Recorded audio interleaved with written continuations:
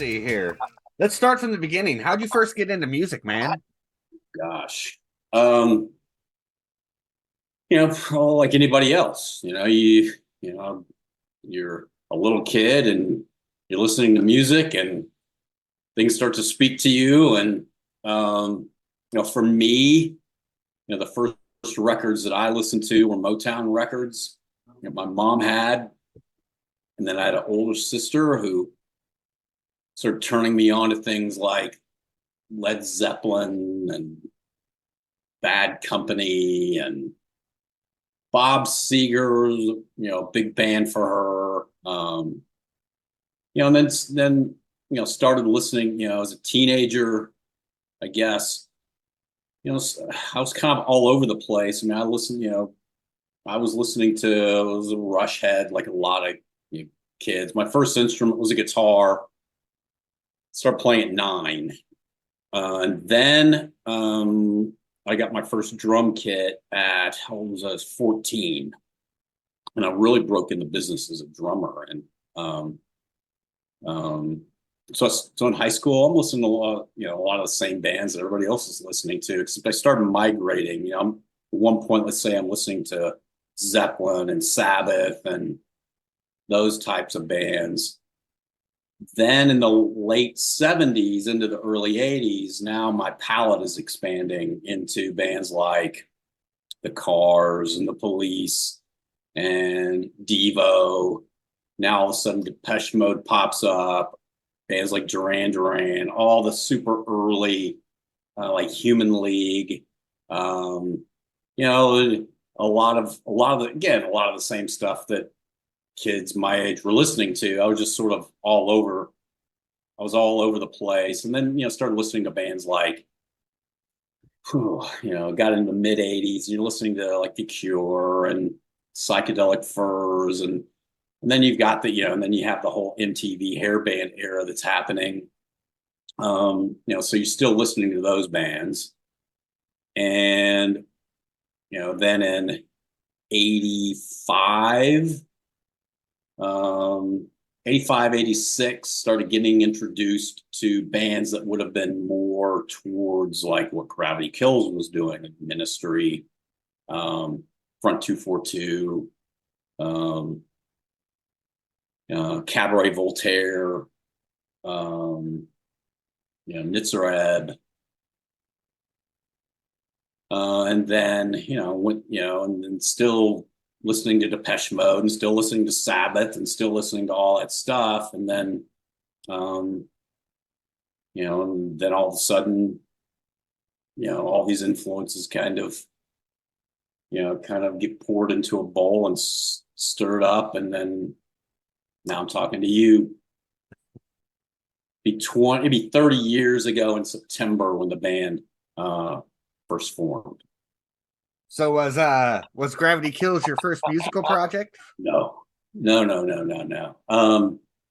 First band I was ever in was in high school, of course.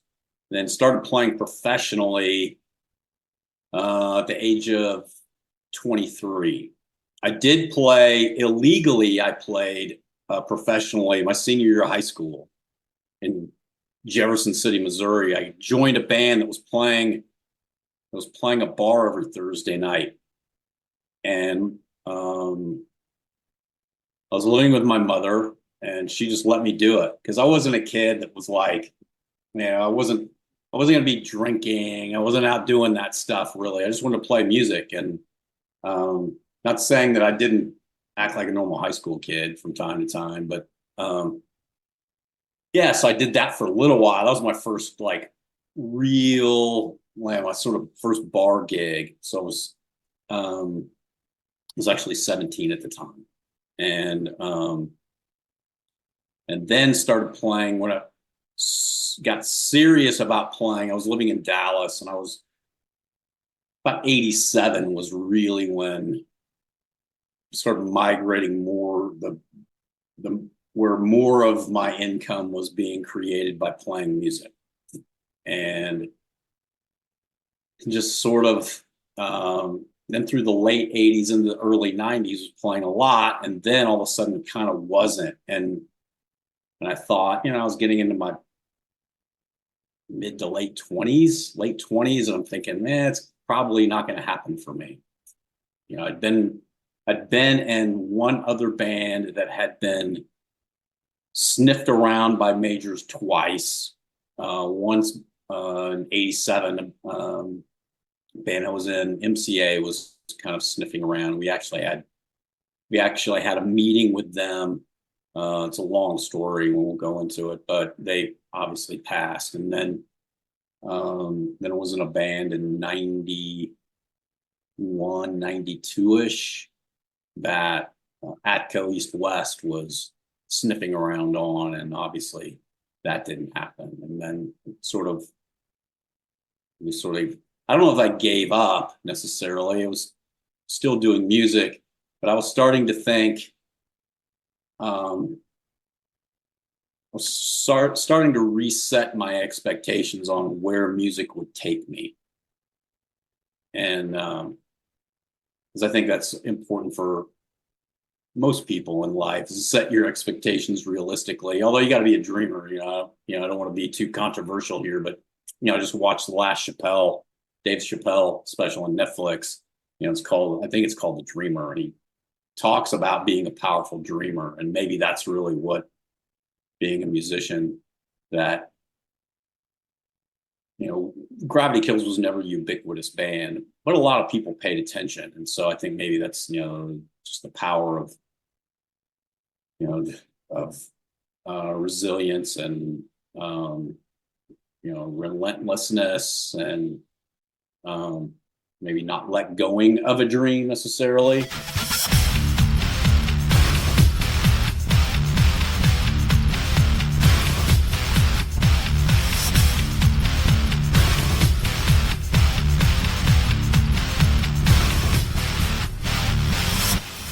Really, when Gravity happened, it was taking advantage of a situation, and we wrote Guilty. It was the first song we ever wrote, and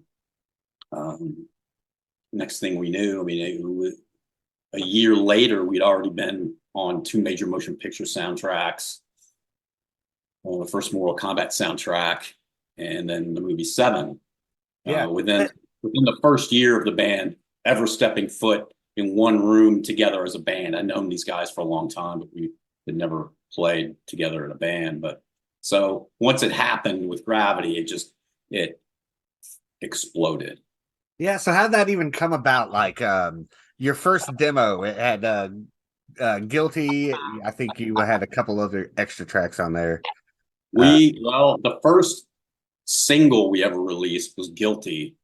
It was released initially on a compilation that was put together by the local alternative radio station in St. Louis. 105.7 The Point Essentials Volume 1. Right. And we got together as a band specifically to be on that collection. I was living in Dallas at the time, and the guys called me, and it's, you've either heard the story if you know about the band, or you've read about it. But this was a very last second deal. I mean, Guilty came together in the span of about a week, and they had produced the music pretty much how you hear it, or how you heard it on that first demo that went out into the world. And then I came in on the Wednesday night before the Friday 5 o'clock deadline and came up with a melody and wrote the bulk of the lyrics, and the guys pitched in, obviously lyrically, where we needed to. And Matt was actually the one that thought I was saying guilty, because I was just in the studio just coming up with things phonetically and trying to come up with melodies and all that stuff. So and recently Kurt and I actually posted on our Instagram, Gravity Kills STL. Kurt found the original handwritten lyrics that I finally put together that night, so I could get through the song, all the way through the song, which is really cool. Martin Atkins has since reached out and said that needs to be in my museum. He's got a museum in Chicago, but really it kind of came together. We got on the soundtrack, or on Point Essential 1. And then that was in December. That was released December '95. By February of nine, no, that was February '94. Pardon me, that was December of '94. By February 1995, we already have record labels calling because the Point had added the song. We weren't the first song they added. We were the third song they added from that because nobody knew who the band was. But the program director at the time was a guy named Jim McGuinn, and the music director, a guy named Alex Luke. And they just decided to add the track. They had already sold all 2,500 copies of Point Essential Volume 1. There was no reason for them to add the track to the rotation, put it in their playlist. And they did, and ended up making it to number 2. So so people are seeing this in trade magazines. Labels are seeing this, and then started calling. And then we ended up getting a lawyer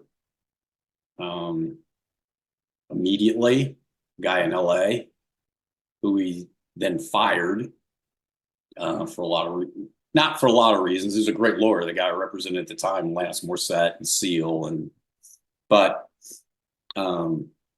we felt there was a conflict of interest with him in one of the labels that was recording this. So we ended up getting a different guy, a guy named Michael Guido, who is, he's part of the Jay-Z camp now.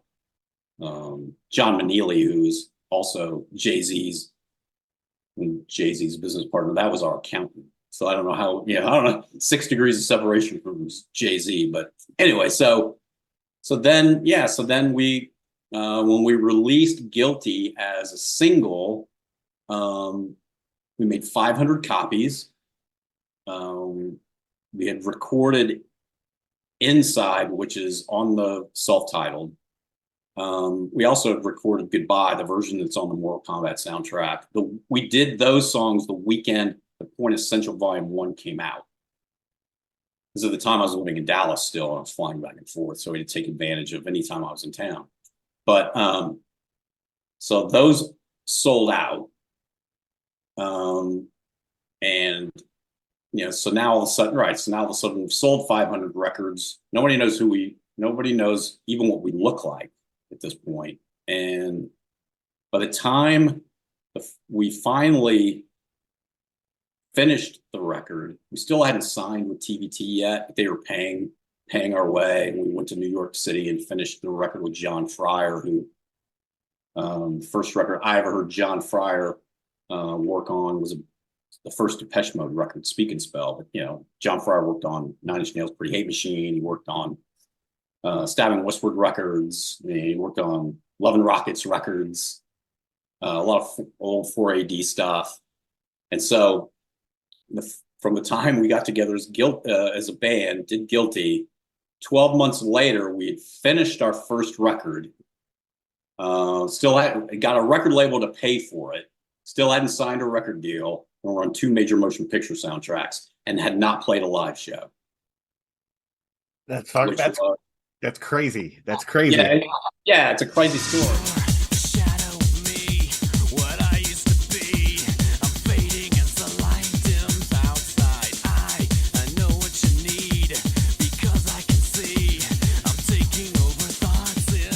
And then we ended up playing our first show in November. It was November 2nd, I think, 1995, at a place called the Otherworld. If you remember the Otherworld off on Washington Avenue, held 1,000 people. We had 1,000 people paid, and we put 100 people on the list.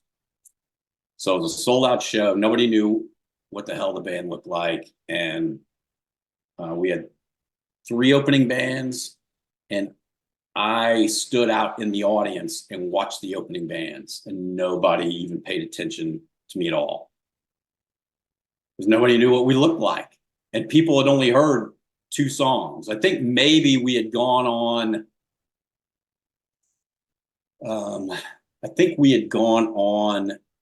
with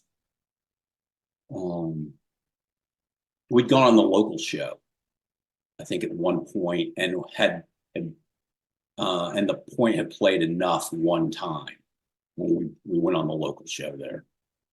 And so maybe people heard that song, but it wasn't anything that was being added. So we played, and we played the first record front to back.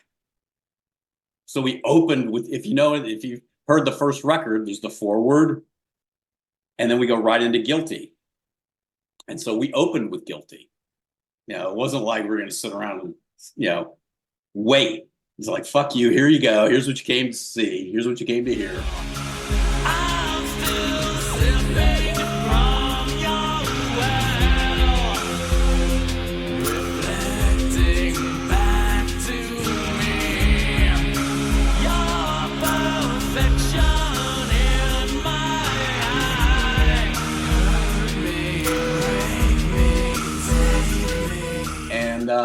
And the forward, there's a story behind the forward. We were finishing the first record, and forward is actually something that Doug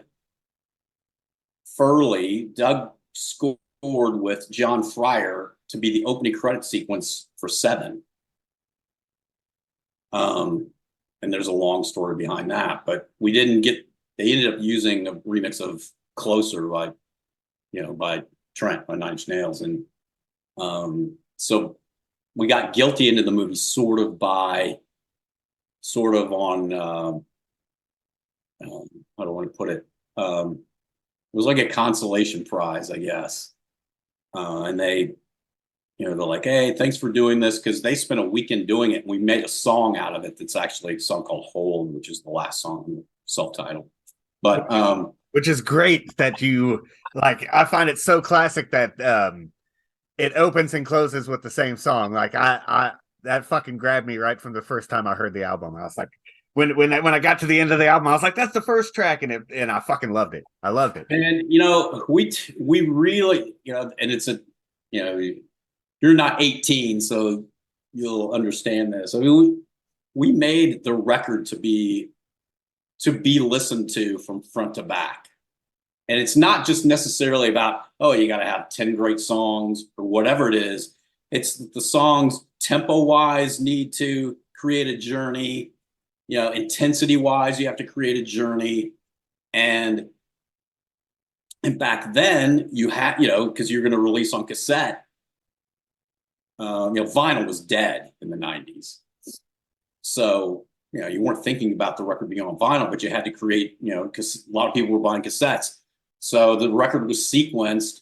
And again, that was really Doug and John, as we had the songs, and then they went back and played with the sequence, and Doug created those, Doug created, the moments that are happening between the tracks.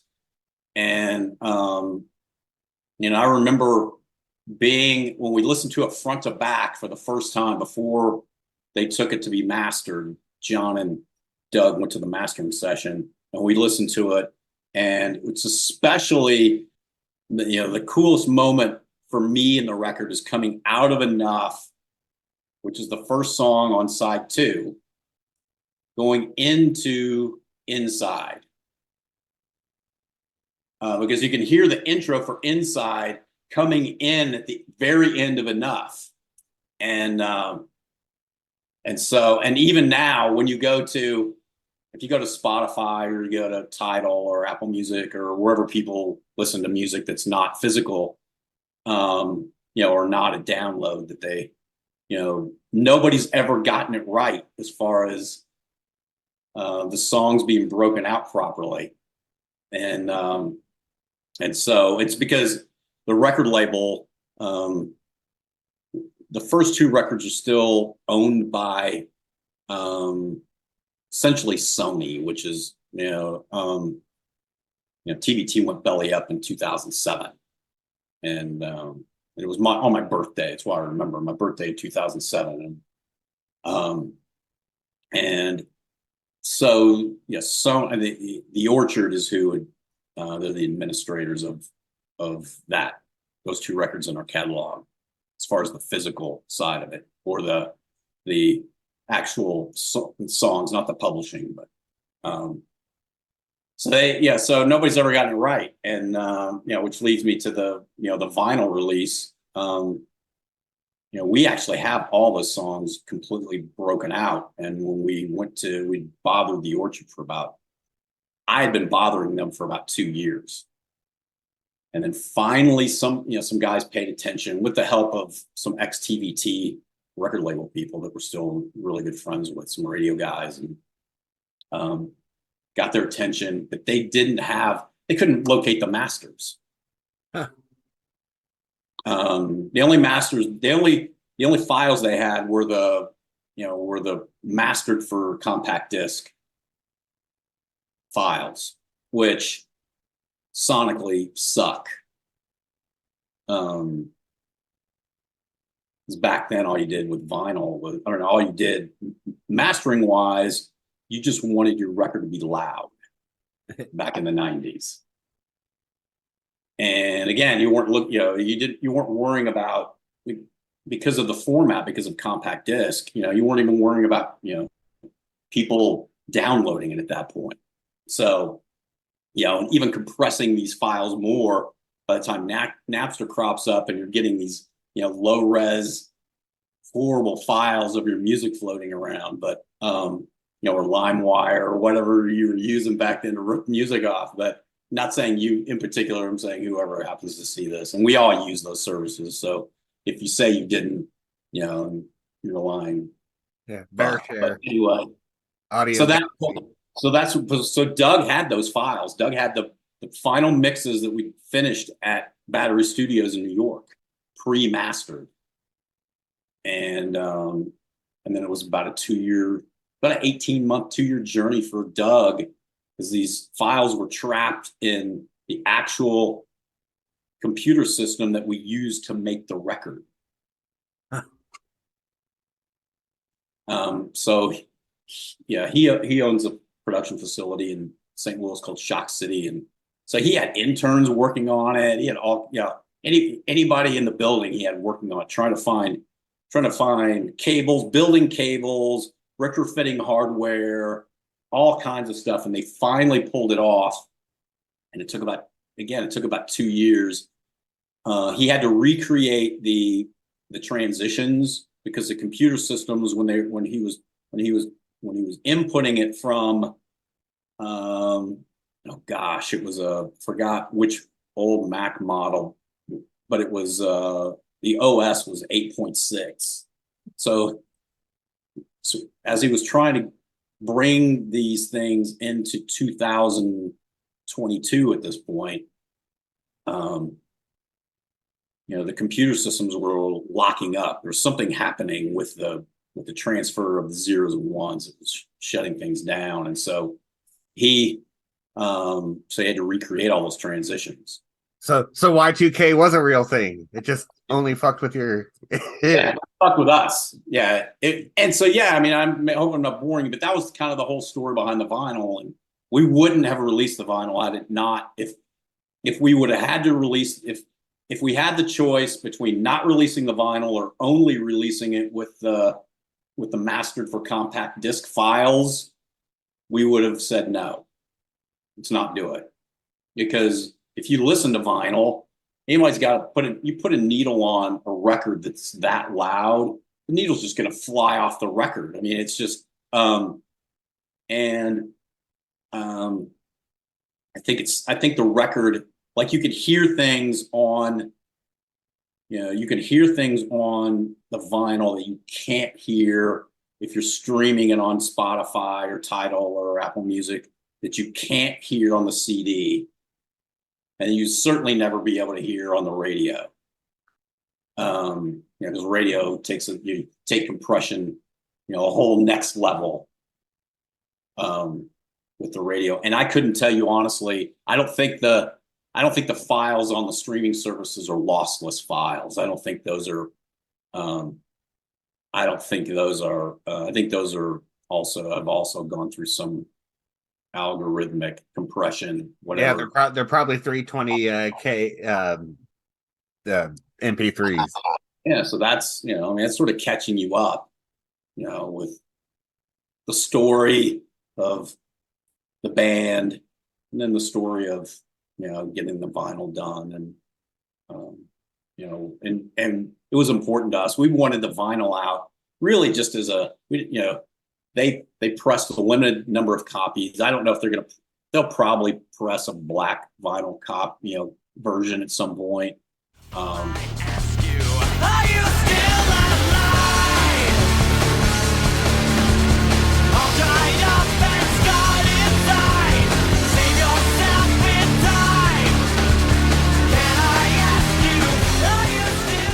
we want to get them, this is news to them. We're going to come at them about Perversion next. And because we're just getting way too many, requests for it. And people who are real Gravity heads anyway, I mean, that's the record for them, because it's not for them, Guilty Enough, the stuff that was on MTV, Blame, those tracks to them, those are the mall kids, the hardcore fans that, they want you to listen to the record that only sold about a third of what the first record sold. Because it's more hidden for them. And so that's the next project. Doug already has all the files ready to go. We just haven't approached them yet. We were a little busy in the fall trying to get ready for the November 11th show. Well, that's fucking awesome. I love Perversion. Like I said, my brother-in-law, I got it for Christmas, and you guys had autographed a copy, with that white disc. Yeah. And I tried not to listen to it. Oh, I tried not to listen to it, but man, how could you not? So it ended up just getting trashed like all my other CDs, and then disappeared. Dude, we were talking about the Police earlier. At one point, their record Regata de Blanc, I think I owned that on cassette 3 times.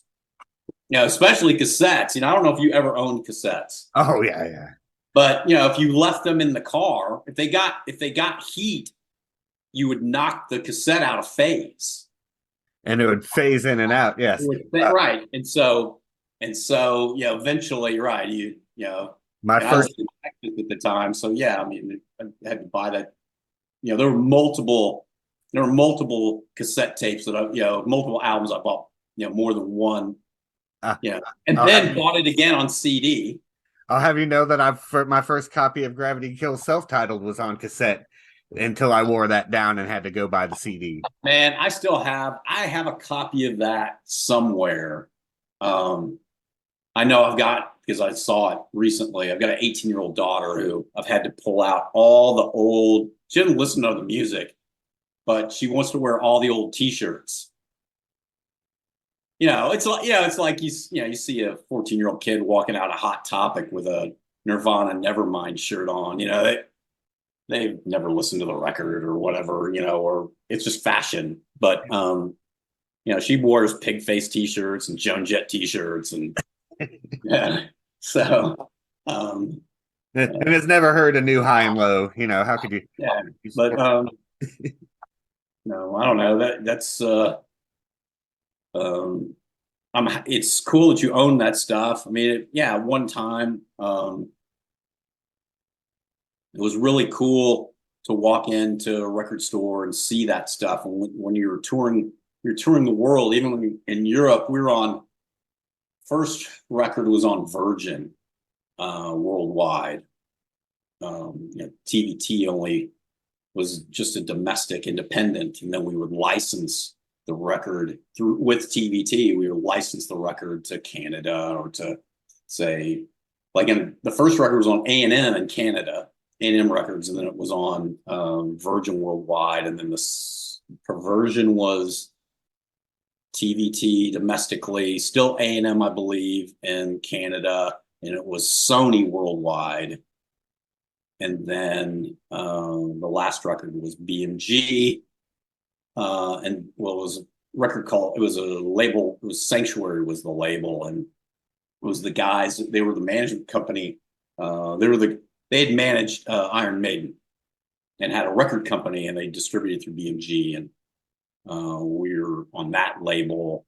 and BMG now owns that record worldwide. They own that record, even in the States. So,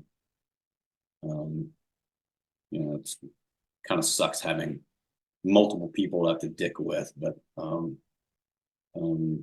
now that the self-titled's out there, we really want to get really want to get Perversion out there.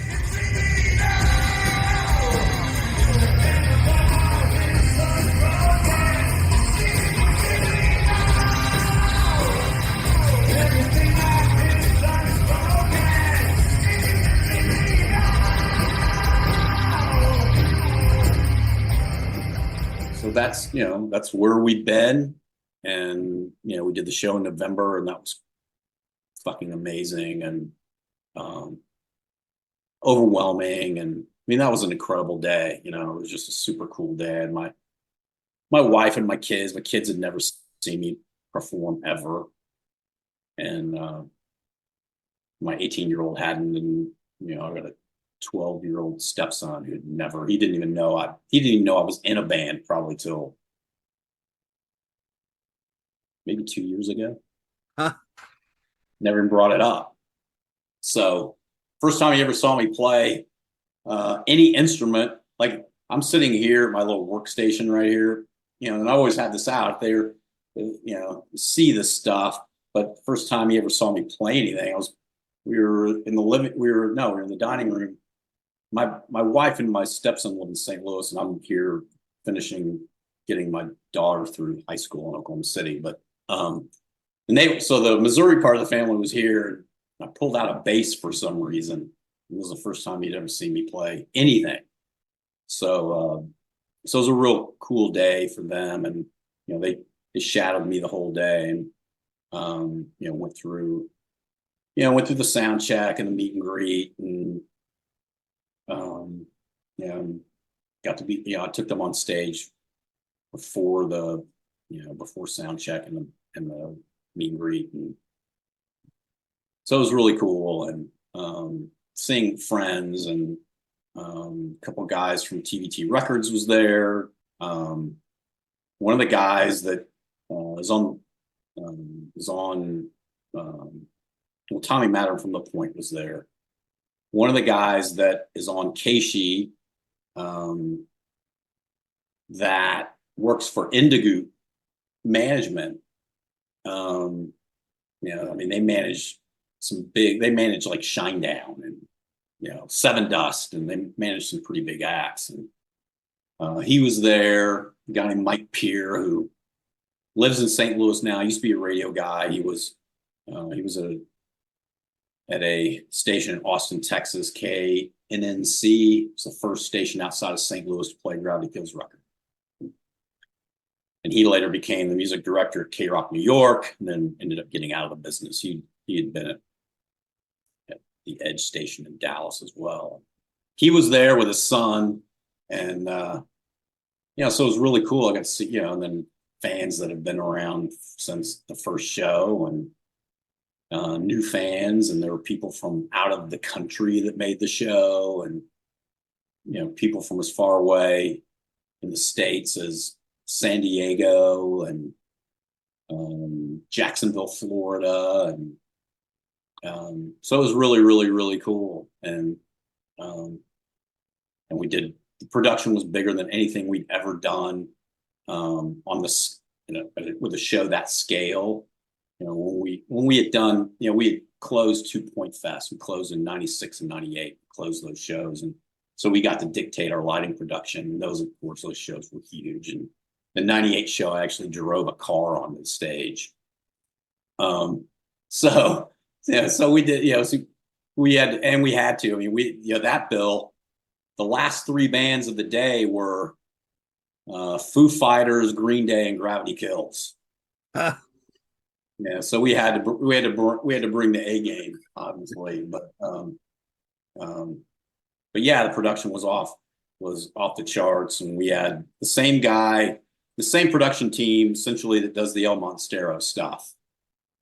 If you've ever gone to an El Monstero show, because their production is like fucking over the top, and so we had that team work on our show.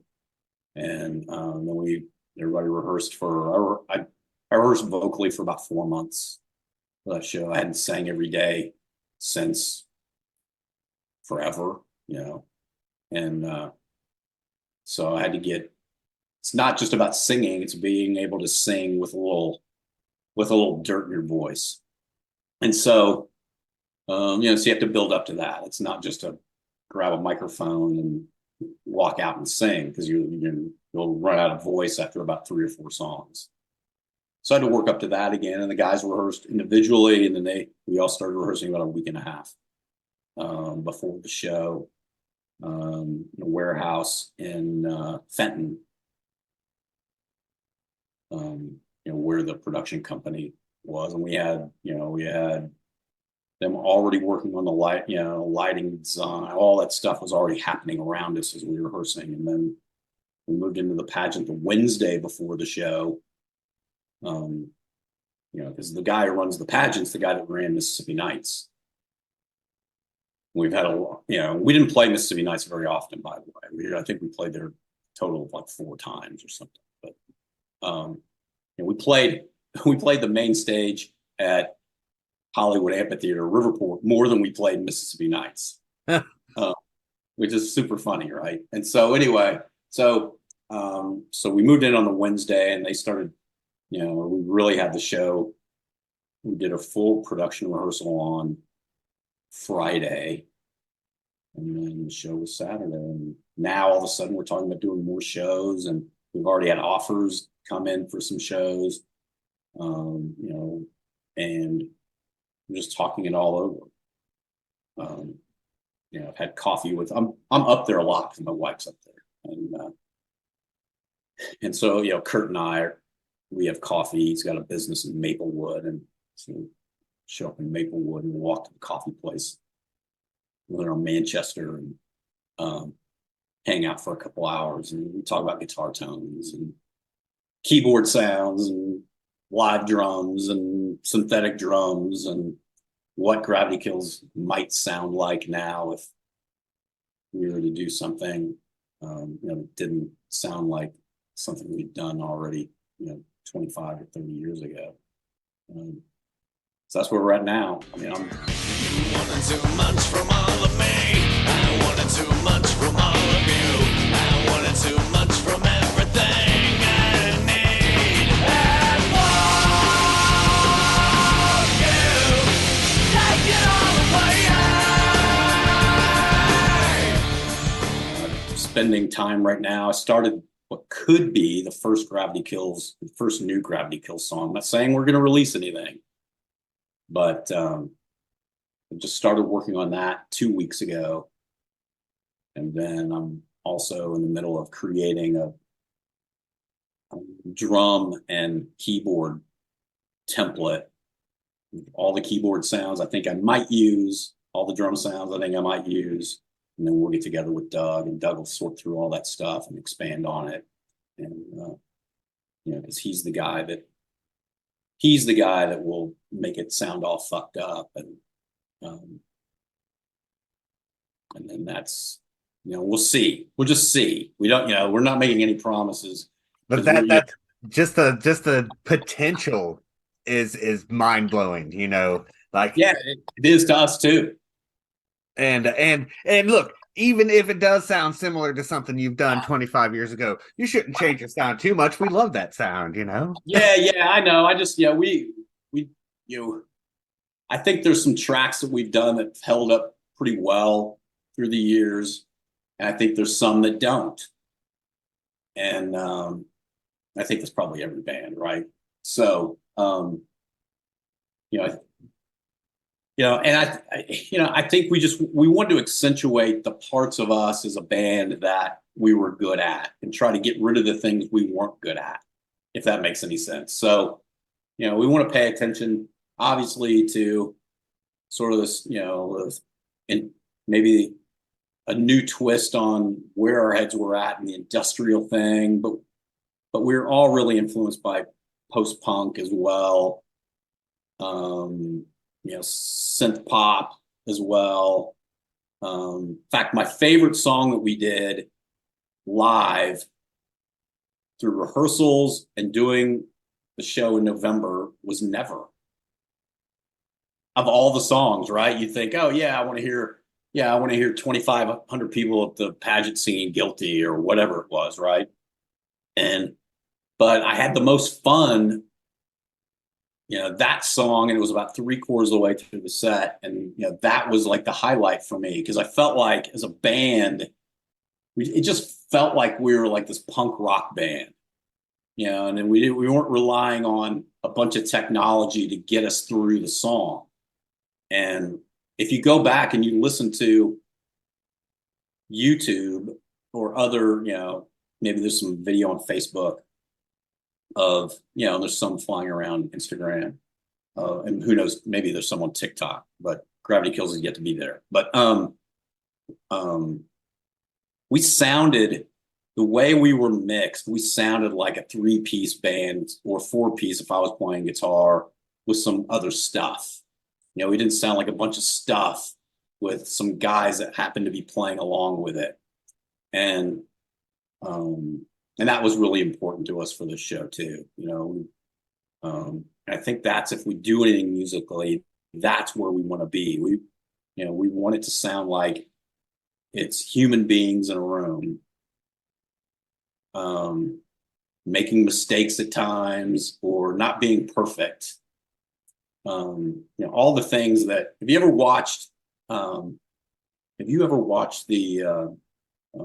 Dave Grohl documentary Sound City? No, I've yet to see that. Yeah, you need to see it. And I'll give you a synopsis of it, but you need to see it, make your own conclusions, because I've watched it multiple times. But, as somebody who can make music on a laptop, if we choose to, a lot of records that you hear now, especially in the pop world, are made just on a laptop. There's no maybe somebody's playing into a digital IO, playing a guitar or something, but everything's very chopped up and everything's very to grid, and everything is quantified, and everything is and everything is tuned and all those things. And I think the thing that I miss most about music, and this documentary alludes to this, is that there's a human element to music, and that's maybe why, like, I love that The Point has gone super young with this upcoming Point Fest. Sort of this, kind of making it, it's a very metal festival, really. And but it's the other side of the equation as far as what music is now. People in rooms together making music together. And I said, if we release anything, that's what it's going to be. I mean, Doug will end up chopping and slicing and dissecting and and molesting and doing all the stuff to noise to make it, to make things more interesting sonically. But we're going to play guitars, and we're going to, there's going to be some live drums, which we managed to have live drums at times on every Gravity record. And there's going to be live drums, and there's going to be live bass. And people don't know this about the first record. That record was finished to 2-inch. Huh. And not everything was transferred to, but it was, we retracked all the vocals with the exception of Guilty. We figured we'd leave that one alone. And but all those guitars were all cut live to tape. All those bass parts were cut live to tape, with the exception of if there was any synth bass, and there's not a lot of synth bass on our records. Majority of it is live bass, so all that stuff was cut to 2-inch, and it just gives the record a feel that is a little bit different than, especially when you throw in some live drums from time to time. It's a human record, and that's what I'm interested in doing now, because honestly, nobody, we could sell a few thousand copies of a new record, maybe, put it out on vinyl, cassette, have it on streaming services, whatever. So we're not, we have no delusions, right? But we're far more interested in, if we do something, doing something we're interested in doing, it still represents the band. We're not going to make a little pop record or something. But at times it might be even harder than anything we've done before. At times it might be more post-punk than anything we've done. It might be more electronic than anything we've done. Although there are moments on Perversion, it's tough to be more electronic than like Disintegrate or something like that. I mean, those, although that record has live bass, and of course those are all live guitars on that too. But where we really got off into the weeds with some of that stuff, and and we may do a record that may have, like, say 4, 5, 6 new songs. We'll maybe find an old B-side or two that was unreleased, remix that, maybe, or revisit it as a song and just retrack everything maybe in a different way. You guys do have about an album's worth of unreleased material. Yeah, plenty of it out there, and then I have I've probably got close to 100 songs on my hard drive here that are in some stage of development. And I'll go back and revisit some of that stuff and see with the guys and see if there's anything there that.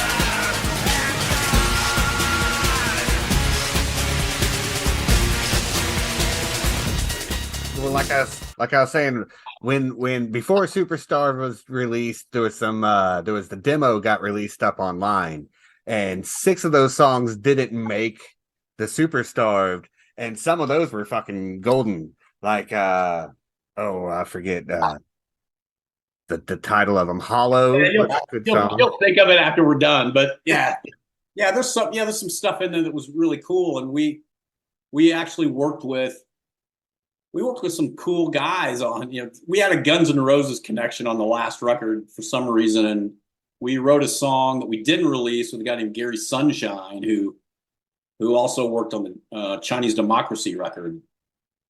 And then we did a track that's Wide Awake on Superstar, was co-written with Richard Fortus, who's currently in Guns N' Roses as well. And he was in a band called The Eyes, which became Pale Divine in St. Louis. And he showed up. It was really funny because the label wanted us to work with it. This was when we were still with TVT. And the label wanted us to work with a few other people because Kurt had left the band. And so they're like, and we knew something was missing. Kurt was really instrumental in a lot of ways, and more in intangible ways than tangible. It was kind of he was my Rick Rubin, really. And so we brought in Gary and we wrote a little bit, and then we brought in Richard, and Richard showed up. He's like, I don't know why I'm here. I've never written a hit song. You guys have. But it was cool. Richard's insanely awesome player, and he got what we were doing, and and it was probably cool for him at that point just to be in town, because he's, I think at the time he was living in New York, and I don't know where he lives now, but I barely stayed in touch with Richard. I mean, I see his social media and see him traveling the world with Guns N' Roses, but that's about it. So.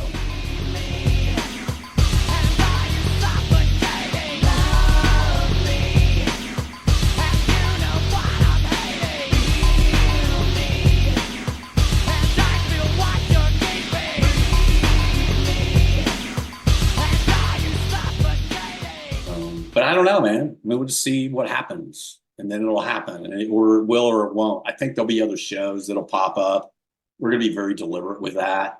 We're far more interested, again, in sort of preserving any legacy or holding on. We want to control all those things, and we want the situations to be just right for us. And so we're being very careful with that. But and we'll be very careful with the music we release. I don't think you can be careful if you're a songwriter. I don't think you can be careful when you're writing songs, because if you just have to do it. And then when the smoke clears, decide if it's something you like or you don't like. Because you sit there and filter, you'll never get done with a song. You know what I mean? And we're certainly not going to write songs. I don't want this to come off the wrong way. We are not writing songs so everyone will be happy that we wrote songs. If we release something, we want to release it because we're happy for people to hear it. If that makes sense. Makes perfect sense. Yeah. So, we don't want to be one of those bands. That era's come and gone.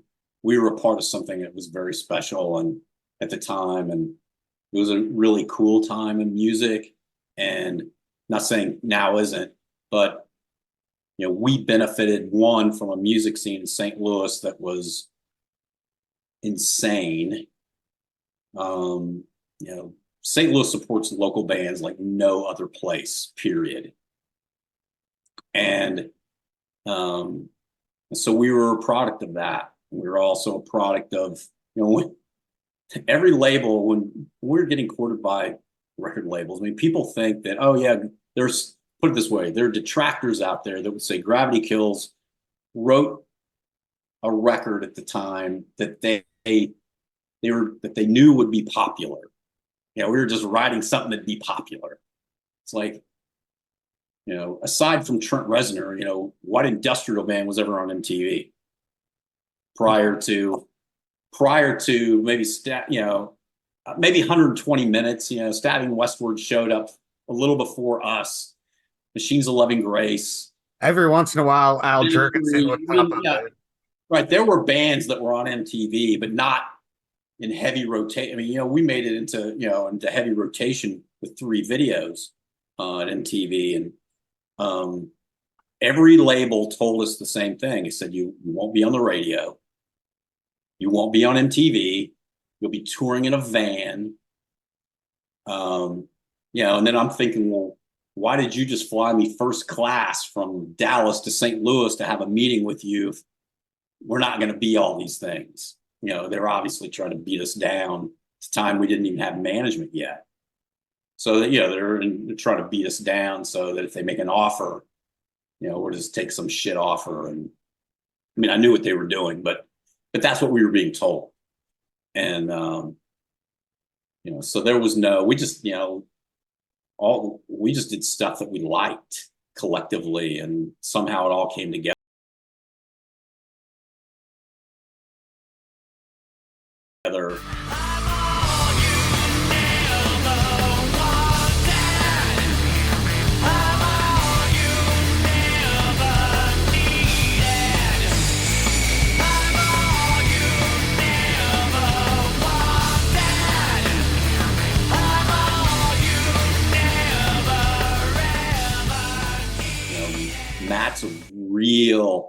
Matt's not a metal guitar player. Matt is a post-punk guitar player, and he's probably Steve Stevens would be, that would be, if he had to pick one guitar hero out of a million that he has, that might be the first one out of his mouth. Steve Stevens played on Billy Idol records. Yeah. And Doug's a classically trained pianist, whose father was a U.S. citizen, but was born in Germany and had grown up in Germany. Doug had spent a bunch of his life, a bunch of summers in Germany, so he's listening to a bunch of like German techno, and he was a real Anglophile too. He was really into British techno stuff. And then you had Kurt. Kurt was a punk rocker. Kurt was into, Kurt was listening to punk rock stuff. And so you mix all that stuff up. And I was kind of all over the place. I mean, I was listening to all that stuff.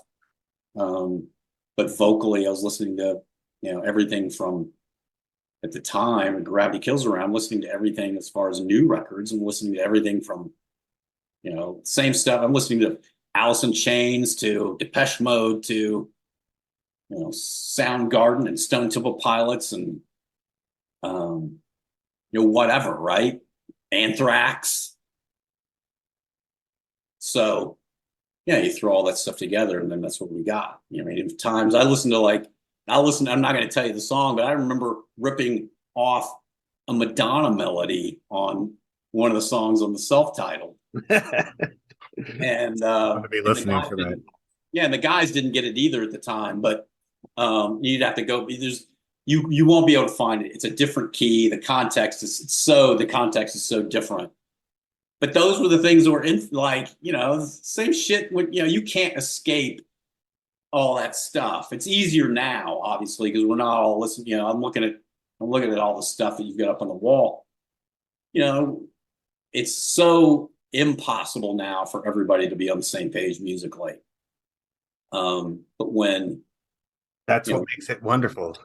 Yeah, right. It's great. You can crawl into your niche and you can find music that, and that's what like Kurt and I was Kurt and I specifically, Matt's, everybody in the band, we're all, we all send stuff to each other.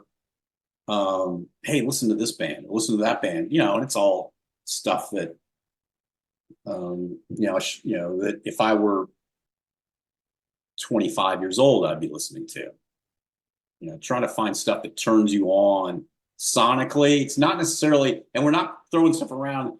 I don't listen to stuff specifically for songwriting. I was, one of the guys was in Nitzareb as a live drummer, a guy named Julian Beeston. He engineered Superstar, and I was actually talking to him on the phone not too long ago. We were talking about all this stuff. We were talking about there's certain new bands that we listen to. But we listen to them merely for what they're giving us sonically, not so much. Sometimes it's about the song, but sometimes I get trapped in songs, then then I'm pulling myself back into some, back into some nostalgia maybe. But I listen to stuff. I want to hear stuff that's turning my ears on. We're going, that is, that's a different way to approach that sound. Whether it be a bass sound, a synth sound, some guitars. Are you a guitar player? Oh yeah. Okay, so you'll get this. The good guitar tones now of the bands that you're into, probably the same guitar tones of bands that came out of the 70s. Oh yeah. You know what I mean? And I actually, Clint Lowry from Seven Dust had posted something on Twitter or X the other day, and I got on. And I responded to it merely because he's going, "Hey, any cool new synth sounds out there or whatever?" I was like, "A good sawtooth and a good square wave." And I said, "Just like use the classics, just like good guitar tones." Word. Surprisingly, I've been finding a lot of the Pixies always have a phenomenal guitar tone about their stuff. Yeah, man. And Queens of the Stone Age. Yeah. Great guitar tones. And that's the stuff that, and again, I'm not the biggest Queens of the Stone Age lover fan, but when I run, I might put a Queens of the Stone Age playlist on because I just want to listen to the guitars. I feel you. Guitars are really turning me on, and the tone, and and again, now I'm listening to music not just for pleasure at the moment. I'm contextualizing it, and and trying to figure out sonically where all these pieces fit, and so which is because as a guitar player, if you write songs, guitar tones, keyboard sounds, drum sounds, or how you mic up a live drum kit dictate what you play.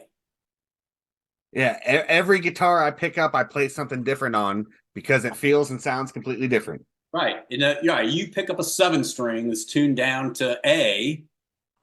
Now drop A, right? Yeah. Now you're gonna play something very different than picking up a Telecaster, Yeah.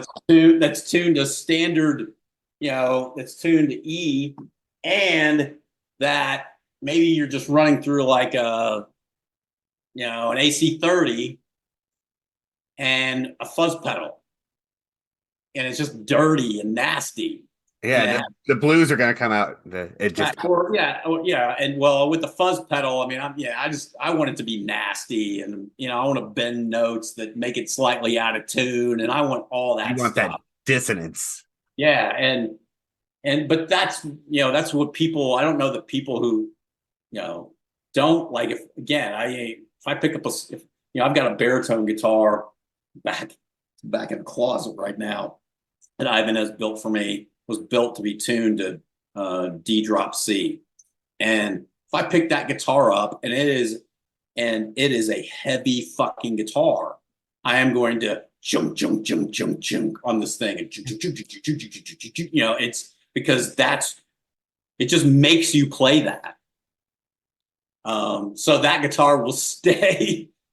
That guitar will stay in the closet for this deal. I mean, if we tune below D for anything, it'll be matte, and it will be nasty, and it won't be chunky so much. It'll just be something that needs to sonically sit, say in C or B, and it's just nasty, and between the bass and the and the guitars, it's out of tune, and and not even literally put a 46 on a drop C guitar, where it's just gonna be out of tune the whole fucking song.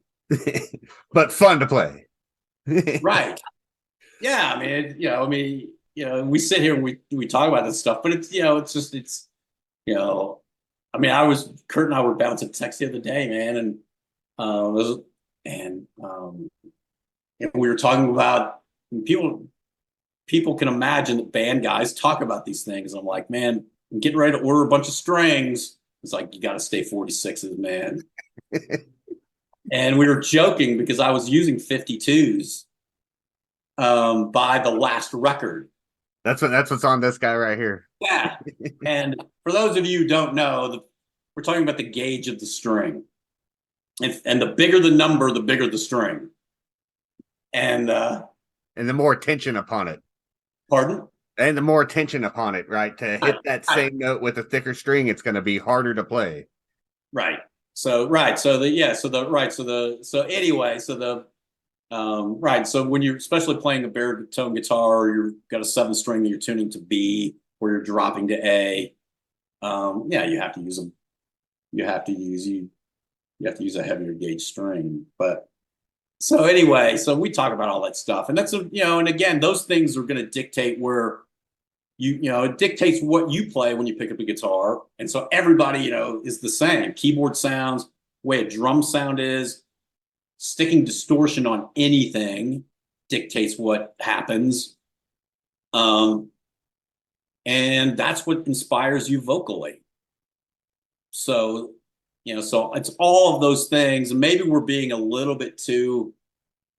I don't think we're being too deliberate, because we don't know what any of this shit means collectively, because we haven't done it. We haven't, last record we wrote and finished, we finished it in 2001. It came out in 2002, but we haven't written a song together in 23 years.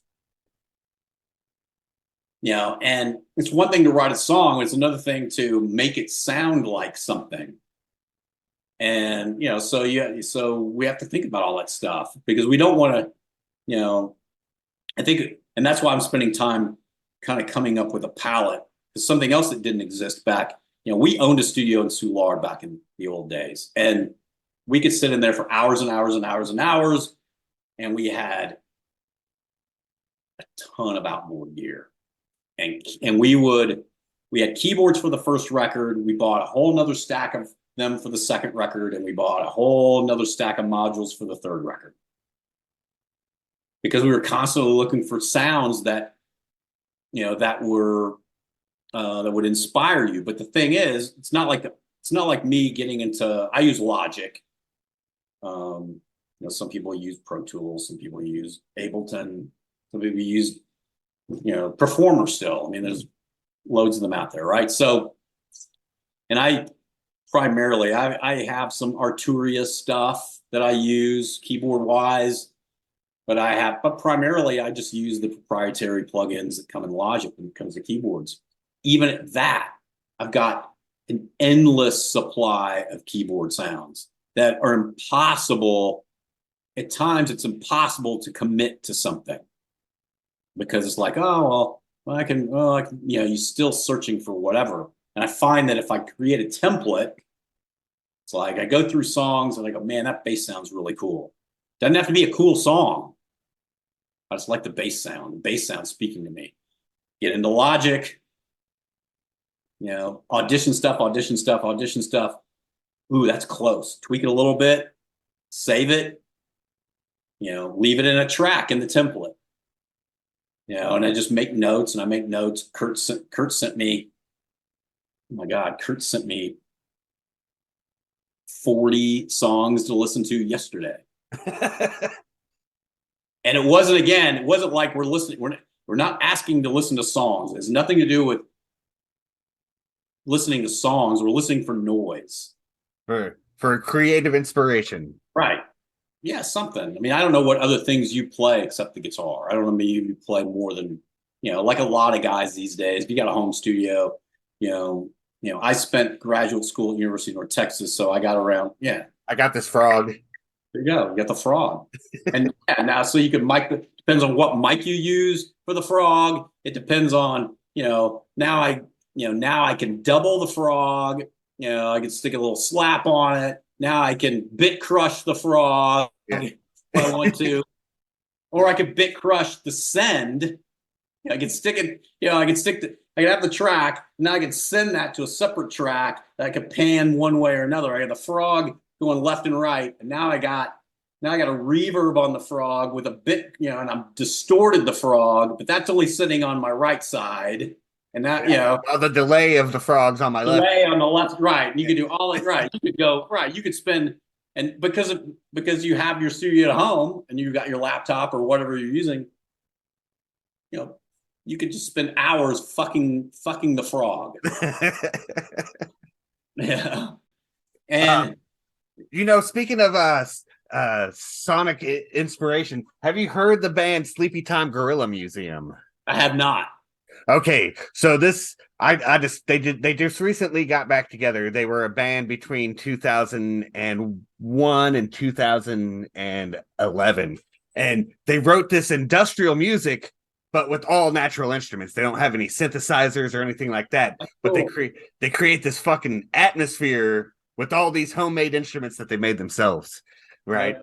Which is in the spirit of industrial music. The band that is given credit for creating, for starting industrial music, a band called Throbbing Gristle.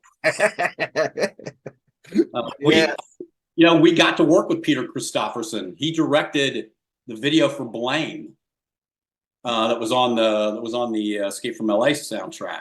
It was a single in that movie. He directed the video, which was fucking, he's since passed away. It's fucking incredible to get to work with him. But yeah, so that's what they did. They had vacuum cleaners and all kinds of just fucking crazy shit. Didn't they get banned at several places for bringing a jackhammer on the stage? Yeah, I mean that's what it was, and that's what and then really the bands like a band like Cabaret Voltaire really kind of moved that into sort of the techno dance side of things. It would have spawned even bands like us and Ministry, obviously, in the early stuff. I mean, Halloween, which is the track that, probably that was the first Ministry track I ever heard before Al jumped the shark into he became, right. But you also have to give credit to like Eno or fucking Robert Fripp back in the 70s with his soundscapes and all the ambient. Yeah, Robert Fripp. I mean, without Robert Fripp, you don't have the Police. I mean, Andy Summers was a Robert Fripp disciple, and right, King Crimson. In fact, I was listening to UK the other day. I know you'd go, "Oh, you're the Gravity Kills dude. You're not listening to fucking prog rock." Yeah, I was listening to UK. John Wetton, and was in King Crimson for a while, and then Terry Bozzio, who was Zappa, played with Zappa. I mean, those guys were just insane musicians. I got a Zappa tattoo right here, man. Yeah, so I mean, and without those guys, bands like Missing Persons doesn't happen, and so it's like So yeah, I mean those Zappa guys were really influential, and Fripp was kind of he was sort of he was instrumental in sort of you could go back and find the Robert Fripp sort of root family in the tree, right, in that tree. I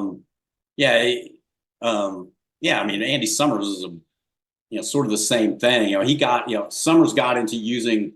Did you hear those two Andy Summers, Robert Fripp albums? One of them was Bewitched.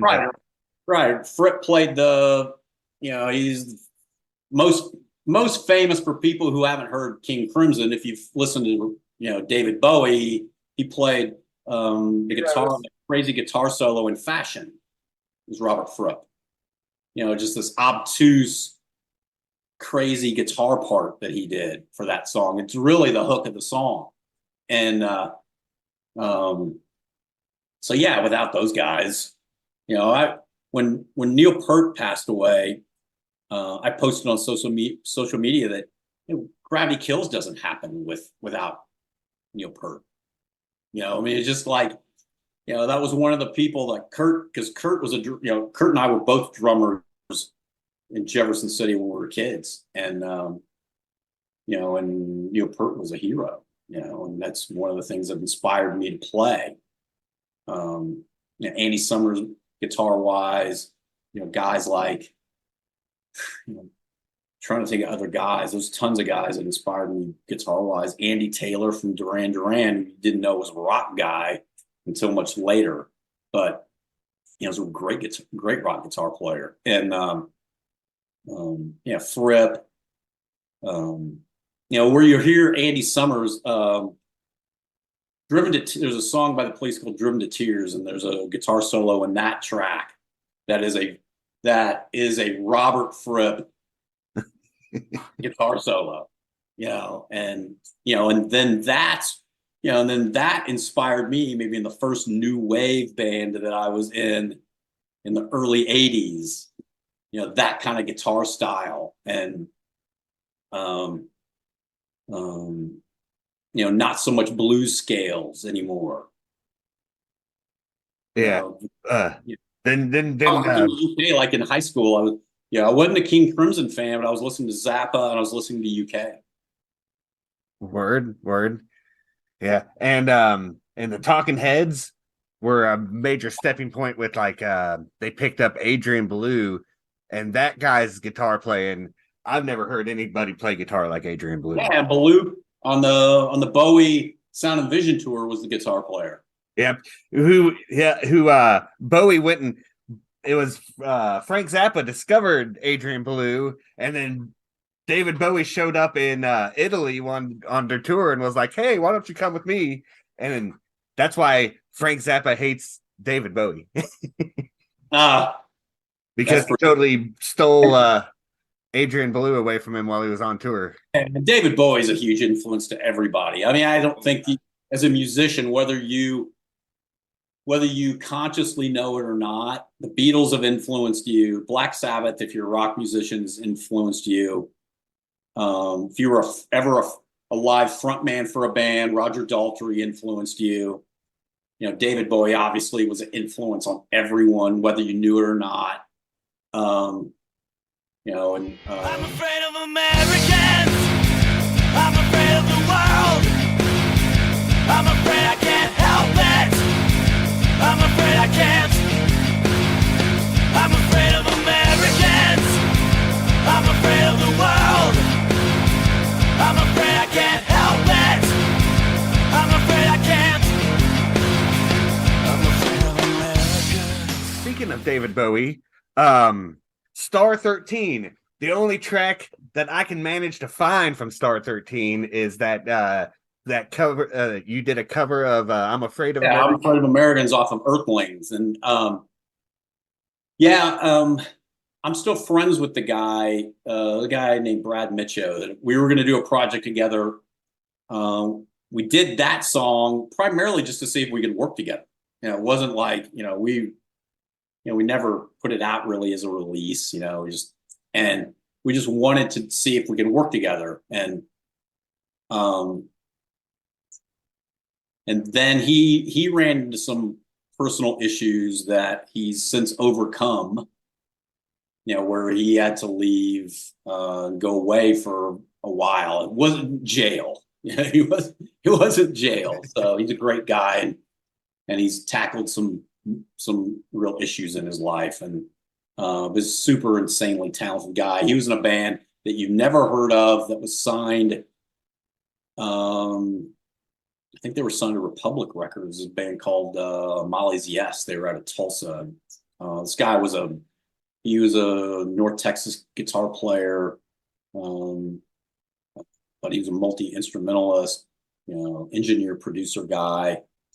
Super, super talented guy. And I still, I haven't had a lot of contact with him in the last few years, but we were literally getting that thing rolling. We'd finished that track, and about 2 weeks later, he called me and he said he was leaving town, and he actually came by.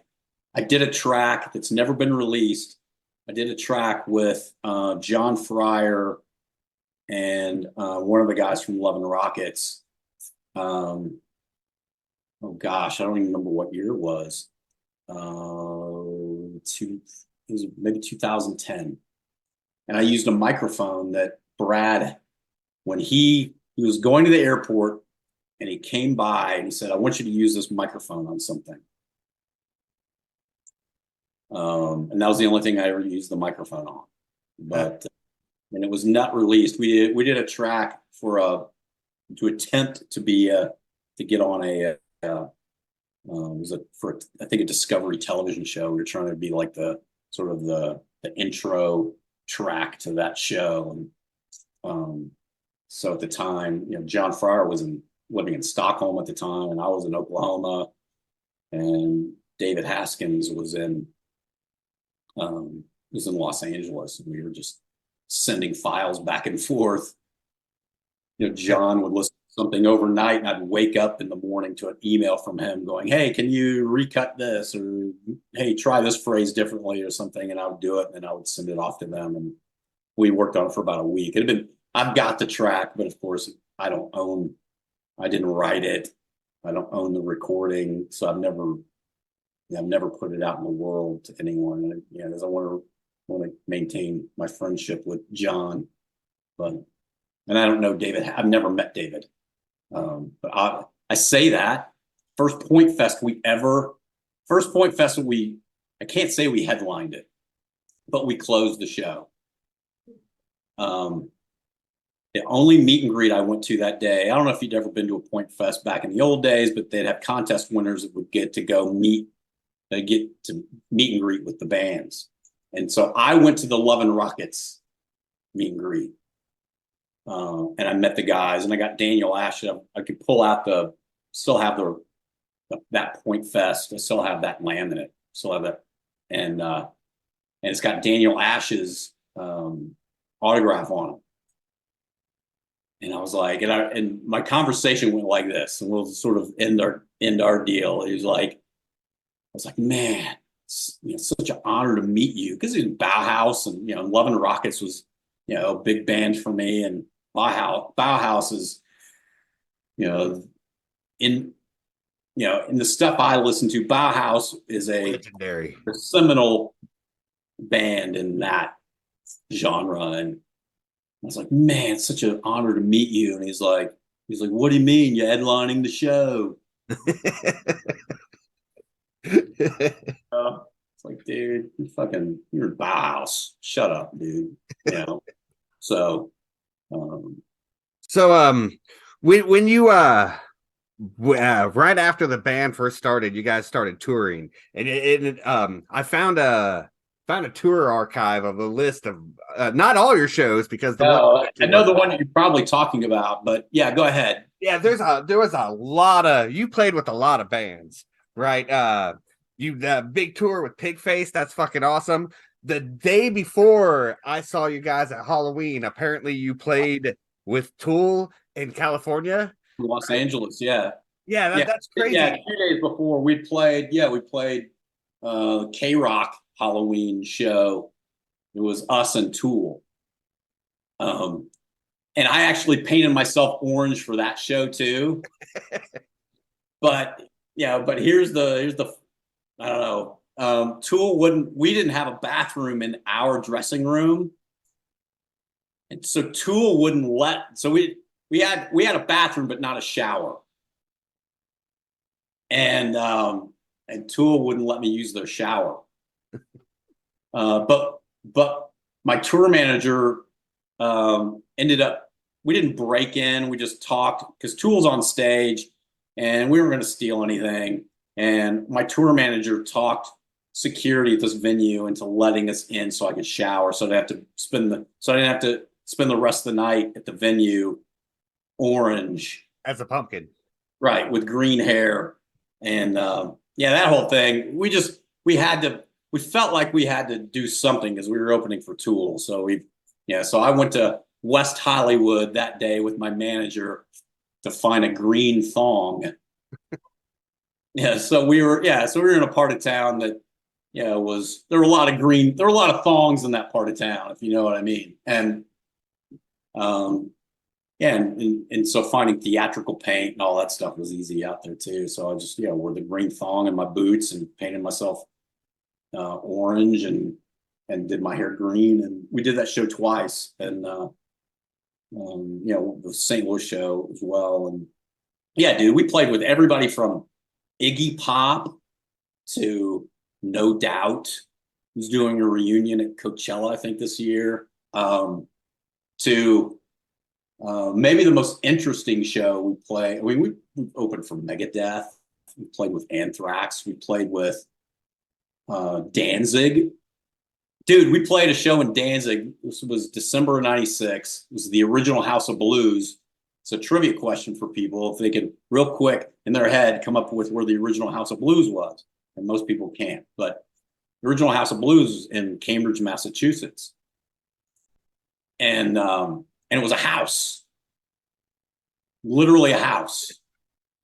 By now, other House of Blues existed because we played a bunch of them. And but we played there with Danzig. Yeah. And the original House of Blues, like if you've been to a House of Blues, like in Chicago, it holds 1,800. There are bigger ones, like the Orlando one, I think it's 2,500. There's some, Anaheim might be 1,800. Forgot what the Los Angeles one was. It was one of the smaller ones. But anyway, the cap in this room was probably 400, maybe. It's a tiny, tiny, tiny, tiny, tiny venue. And so we played with Danzig. We played with, I'm trying to think, I mean, anybody and everybody that you can imagine, from Green Day, the Foo Fighters. I listed a bunch of other, metal bands, from American Head Charge to Tool to, I could just list and make it, And some of them are quite mind blowing. What show did you catch that just left you in awe and that you couldn't believe? Oh my God, I'm here and this is my job to play with these guys. It's tough to say. I had a lot of those moments because I was pretty conscious during the whole thing. And I think there are shows that stick out. If we're talking about Point Fest shows, the second Point Fest that we closed sticks out more because I remember looking over and seeing Dave Grohl standing at the monitor desk watching the set. And so that was a distraction. Playing Red Rocks, one of those moments, but you're gasping for air the whole time, because you're 1,000 feet higher than Denver at Red Rocks. So I mean, the altitude is insane. And then playing Brixton Academy in London.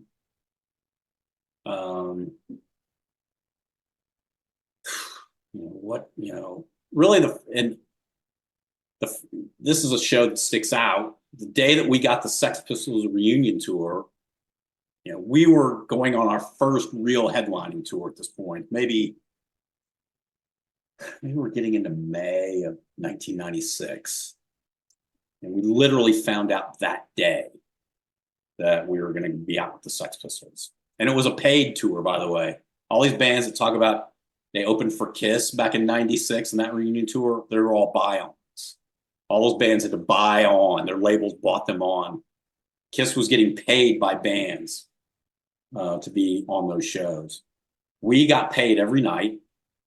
And but we played the day we found out we were getting the tour, we were in Denver. And it was the second show of that tour. We started in Phoenix. We were headlining the ESPN X Games tour. And we played a Saturday in Phoenix, and then we went overnight and played a Monday in Denver. And we roll up, and we're thinking, man, we're getting there. And we had just played for several thousand people in Phoenix at this ESPN thing. And we roll up to this place in Denver called the Lion's Lair. The capacity was 100 people. We sold it out. We had 90 paid and 10 on the list. They didn't have a proper PA. They had a little soundboard that was like, we had 6 channels with bass, treble, volume. And they weren't faders. They were all knobs. So we had 6 channels to work with PA wise. We had 1 monitor mix that we could use between the 4 guys. And we had 3 wedges. So Kurt, the drummer, got a wedge. No, but Kurt, at the time though, Kurt was using in-ears, but he still wanted a wedge so he could have like his kick and his, when you're playing drums, you want to hear that. And so, we had 2 wedges out front, and they actually moved a booth for us to set up and play. And it was the most punk rock show we've ever played. There were 2 mosh pits. There was a bar in the middle of this room. And so I spent the majority of the show up on this bar, running around this bar doing the show, and it was awesome. And, in Europe, I remember the first time we played a show where people were singing our songs. We were in Madrid, and people were singing our songs back to us. And that was a crazy moment, where you're like, we're halfway around the world and these people are singing our fucking songs. And that was crazy. So many moments, so many, it wasn't just about the shows. It was, being on tour, I remember the second time that I went up to the top of the Eiffel Tower, what the fuck am I doing here? I was a kid from a trailer park from Jeff City, Missouri. And, I wasn't supposed to be there. But we get back to having that dream, you just have the strong enough dream, somehow it happens. And,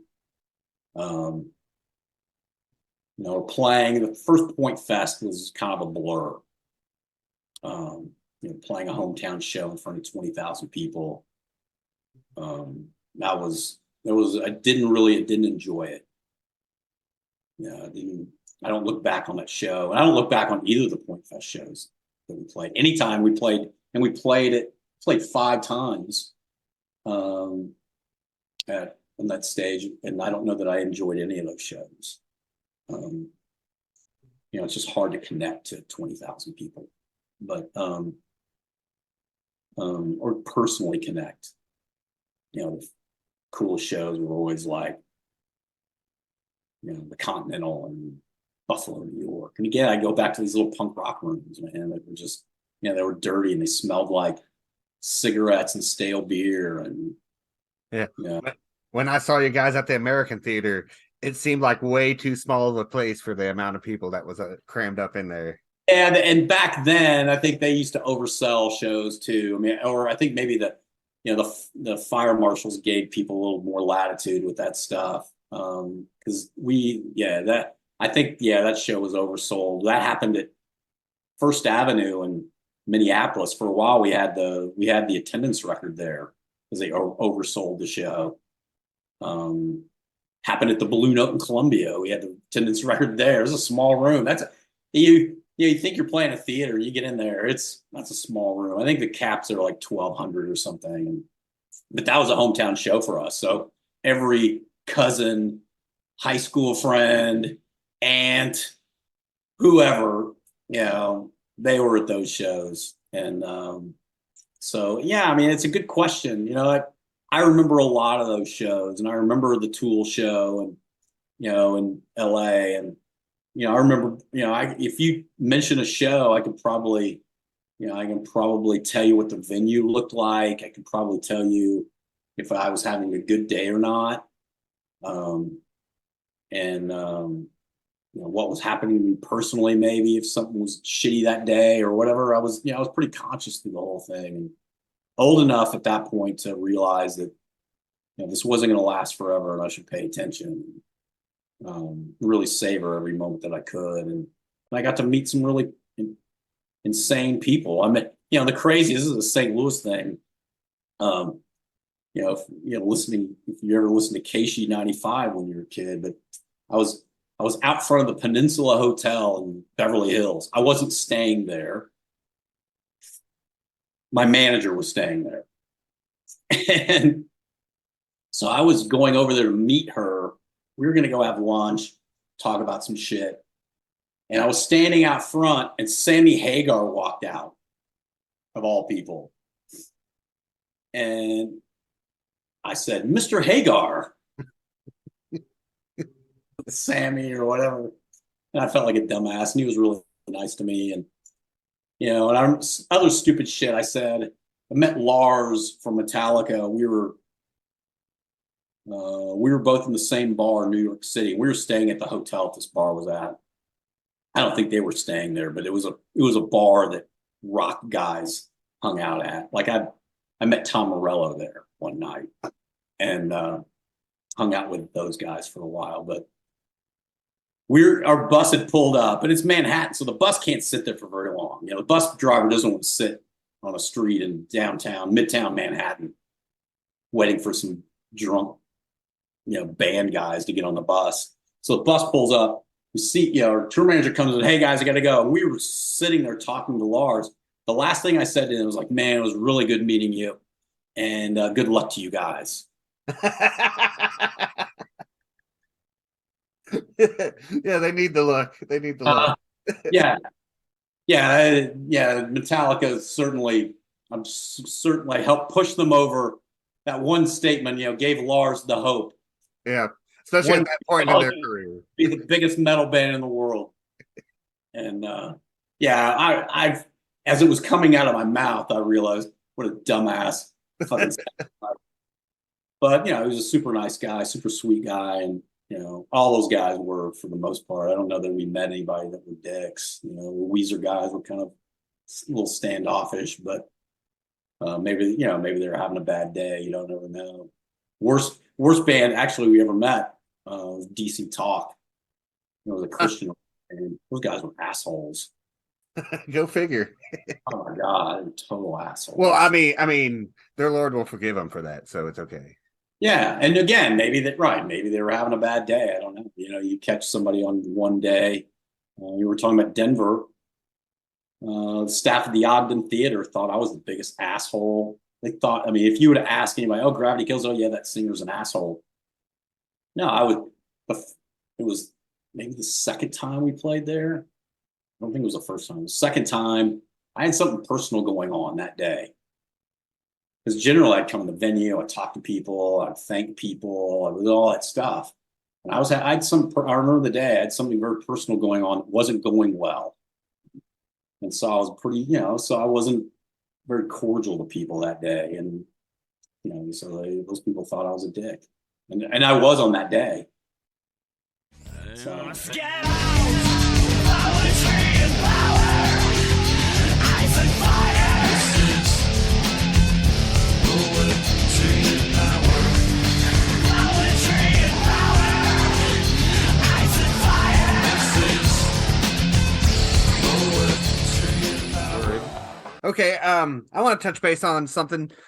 You guys, your whole career only did 2 cover songs. One of them was a Gary Newman song, and the other one was David Bowie.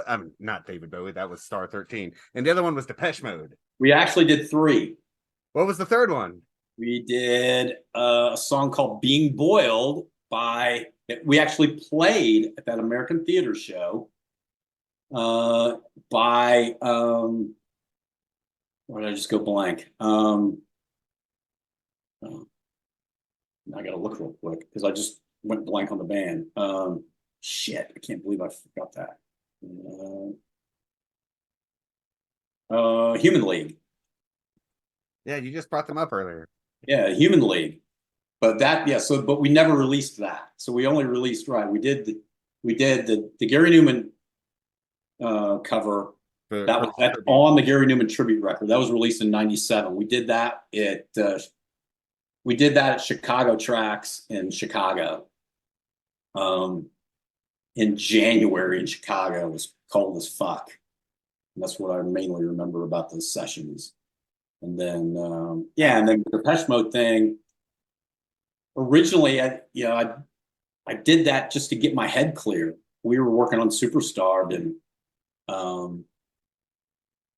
I went back in the B room, and I'd played that song acoustically live since '96, and so we had a little B room. It was Logic then, but it was Logic 5. So I had 32 tracks. You can find the demos out there. Have you ever heard the demo? Yeah. So I did that in 32 tracks of Logic 5.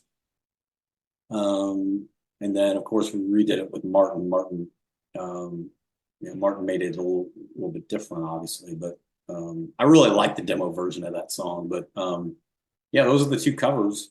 I've worked on other covers here. I actually did a Depeche Mode tribute set at an art show in 2014. I did that. Put a band together and did that. I had about 300 hours of programming time doing that show. Minimum I think I tried to count. I came up with about 300 is probably more. But who knows? We're not. We just didn't do a lot of covers. Not saying we couldn't do a cover now. It's just I don't know. I've got a cover that I started a long time ago that I actually pulled up not too long ago, and I'd like to finish it, but now I'm trying to mentally be someplace else. But I think it'll be something. If we do work on new music, this new cover, I'm not going to tell you what it is, but it might be my cleanse the palate. It might be the eat the ginger while you're having sushi moment. You just cleanse your palate. The mint ice cream, after dinner, and just sort of maybe reset. Just getting in a workflow, man. You get it. Doing the show was the first time I'd really introduced working on music on anything that I was doing every day, like working that back into my life. So now I don't have any excuses because I know that I could do that. You know, I think at times like, how do I work that back into my life? You know, I don't have time. Well, you have time for what you make a priority to do. And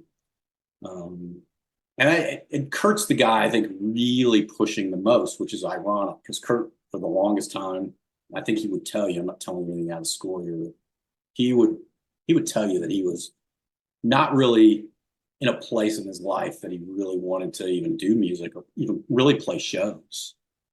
You know, he owns an architecture firm in St. Louis, and he's got some commercial real estate, and until recently co-owned a brewery in Austin, Texas as well. And, you know, the guy was just busy, but now his third daughter will be done with high school soon.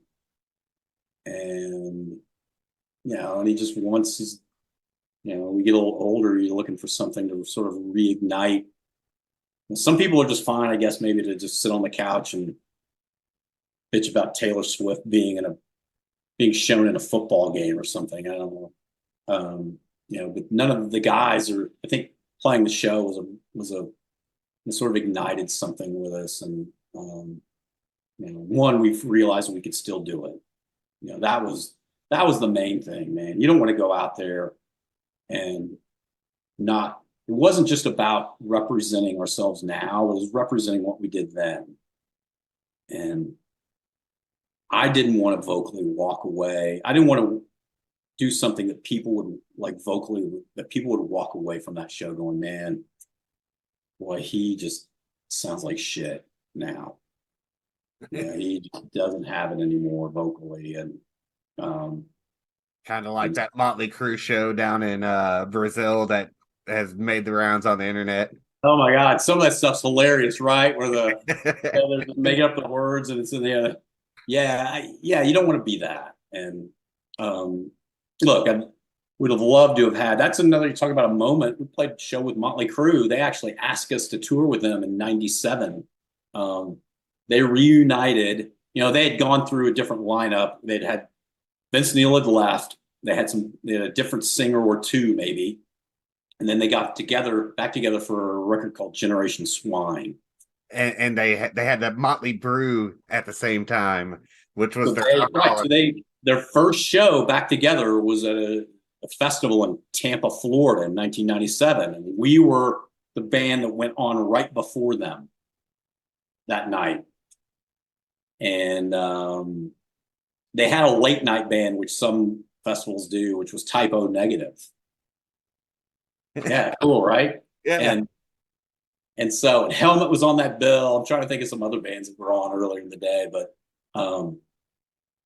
we hung out with Motley Crue that night. We didn't go out. I don't have any great Rainbow Room drunk stories or anything with these guys. But I actually had to do an interview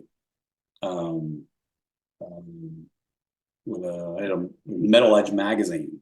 If you remember that magazine, but I had an interview after that show, or after the Crue set, and so I didn't get to hang out. Slash was supposed to be on that bill too, and he didn't show up. So our guys went into Slash's dressing room and stole all of his liquor. So anyway, so Motley Crue. Anyway, so it's just again another band that we got to play with, and another cool, moment. And they wanted us to tour with them, and we were trying to get. We turned down Ozfest as well, because we wanted to get back in the studio. So anybody who thinks that we did shit merely for money, it was hard enough. I mean, just we got back in the studio. We didn't finish touring that first record. We were out from the first show we played in November of '95. Our last show was in Chicago, the first week in November of 1997. And we had an album out.